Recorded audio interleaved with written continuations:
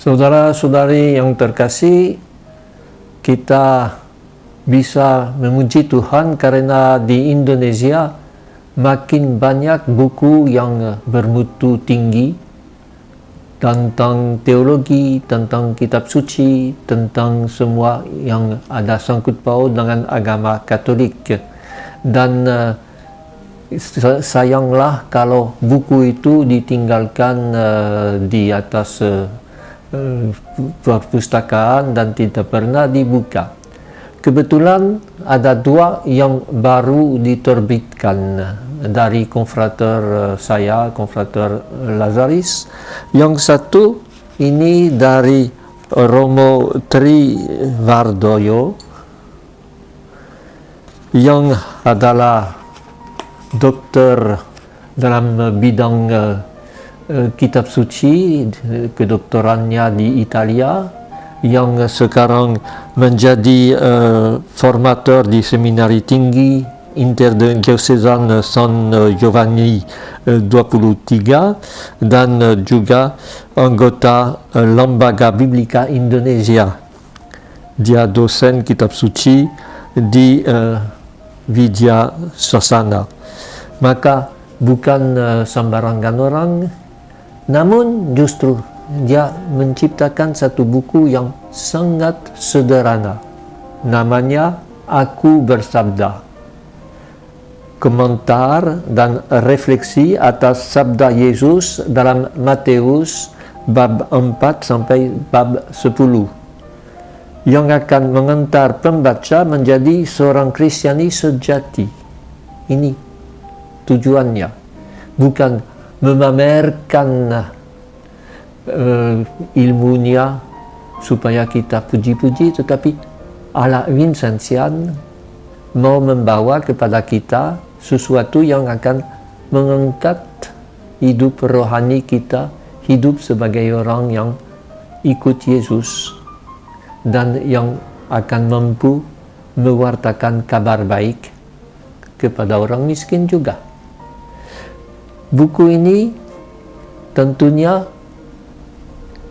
sebelum ditulis oleh Romo itu pasti dia sudah menggali semua yang dikatakan dalam ilmu eksegese atau ilmu penafsiran kitab suci, karena bab itu sangat didebatkan tentang isinya, zamannya, dan tentunya tidak kurang pengetahuan Romo itu tentang debat itu, tetapi dia mengidangkan sesuatu yang bisa langsung kita hayati pada hidup kita yang sehari-hari.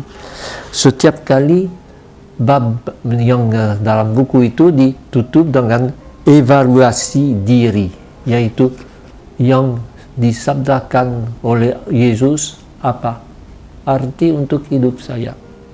Dan ini sangat penting. Dia mulai dengan Yesus dicoba di padang gurun oleh setan, dan sesudah itu kata Yesus, bertobatlah. Bertobatlah berarti ubah sikapmu secara radikal.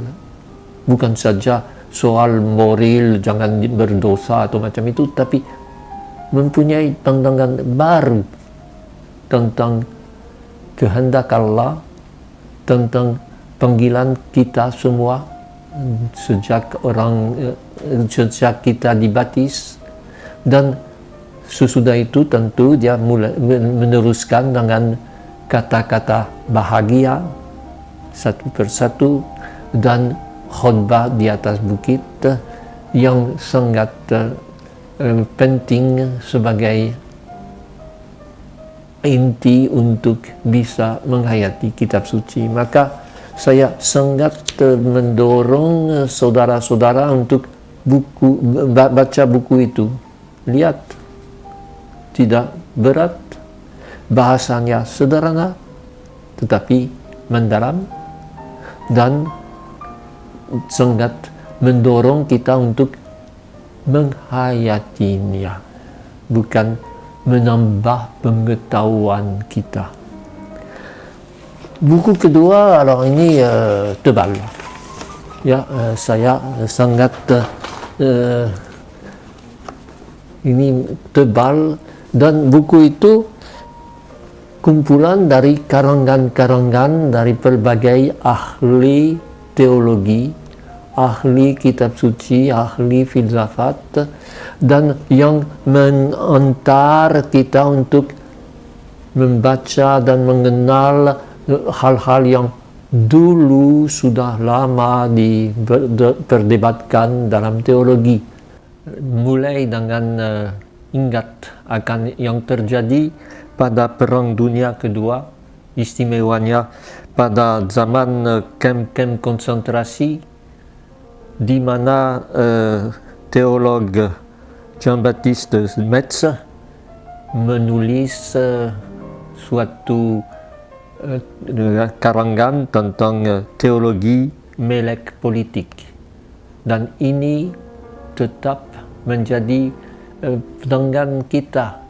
Teologi bukan sesuatu yang di luar dunia, tetapi yang menyentuh keadaan, dan kita tahu bahwa masa sekarang banyak timbul di berbagai negara semacam politik yang mirip dengan zaman Hitler, yang sangat mau menjadi pegangan anti suku lain, anti migran, dan seterusnya. Sehingga buku ini memang bukan kenangan dari zaman dulu, tetapi undangan kita untuk lebih mengerti maksud dan peranan kita sebagai orang yang memikirkan teologi Katolik, memikirkan kabar baik dari Yesus yang tetap untuk orang yang disingkirkan, dipojokkan, seperti selalu selalu Paus Fransiskus utamakan. Tetapi sekali lagi lihat judulnya, teologi publik, yaitu bukan untuk menambah pengetahuan kita, tetapi sekali lagi untuk tahu bagaimana semua soal-soal teologi dan lain-lain ada sangkut paut dengan hidup kita di Indonesia sebagai umat yang dalam publik, yaitu yang hidup seperti orang lain di tengah masyarakat.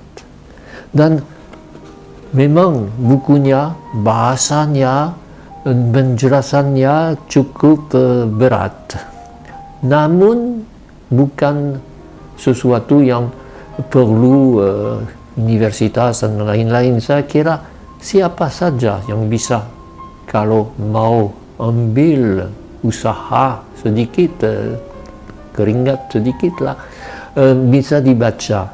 Dan masing-masing pengarang itu membuat penjelasan tentang soal-soal yang berbeda. Maka boleh dengan lihat isi buku itu, boleh juga bukan mulai dari halaman pertama, tetapi pilih apa yang menjadi masalah saya. Misalnya ada untuk orang dari Manggarai, konteks gereja Katolik Manggarai. Ada tentang kerja-kerja dari Romo Jensen untuk orang yang disable, orang yang cacat. Bagaimana teologi publik disabilitas dari Romo Jensen itu.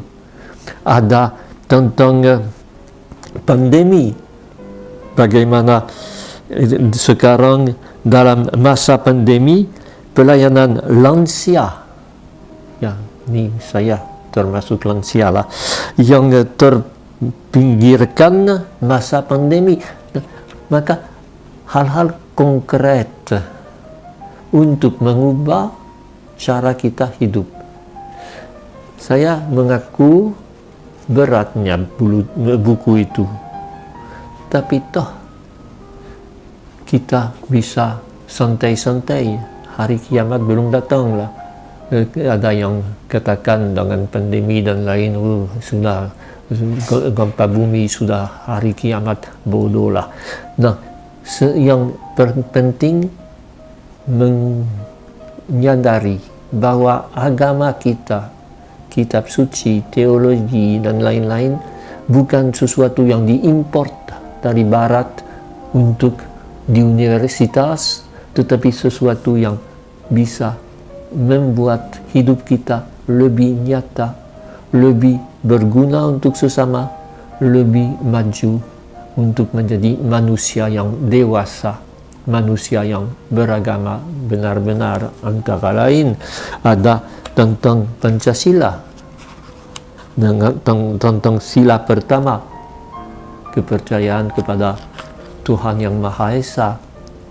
Penting sekali dalam dialog dengan orang Buddha, orang Islam, orang yang agama lain. Sumber pengetahuan untuk melaksanakan, bukan untuk nanti sombong berkata saya sudah baca teologi, tetapi untuk berguna bagi masyarakat kita di Indonesia. Moga-moga buku itu yang editornya Romo Armada, yang seorang ahli filsafat dan yang kerja di berbagai tempat di Indonesia sebagai guru yang sungguh-sungguh dipuji, tetapi semua yang lain juga bukan orang sembarangan. Buku yang bermutu, berat, apa boleh buat. Kita nanti bisa selama masa prapaskala sebagai cara untuk bertobat, membaca itu juga sesudah yang ringan, yang tadi, yang tidak kurang bermutu dari yang berat itu. Moga-moga yang saya katakan itu bisa mendorong kita semua untuk rajin membaca. Aku diutus